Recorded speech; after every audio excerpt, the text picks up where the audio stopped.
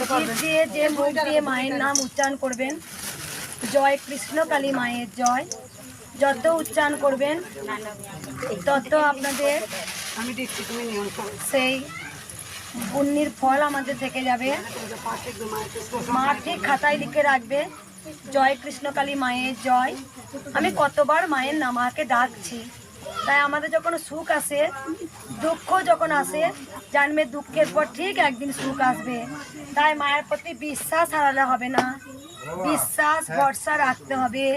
তখন কৃষ্ণকালী মাকে আরো বেশি বেশি করে ডাকতে হবে, গোবিন্দকে বেশি করে ডাকতে হবে। কারণ মানুষের জীবন সুখ দুঃখ নিয়েই জীবন।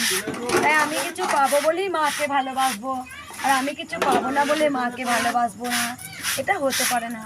কারণ কিছু দিলে আমি তোমাকে ভালোবাসবো, আর মা গো তুমি কিছু দিলে না, তাহলে কি মাকে ভালোবাসবো না? তাহলে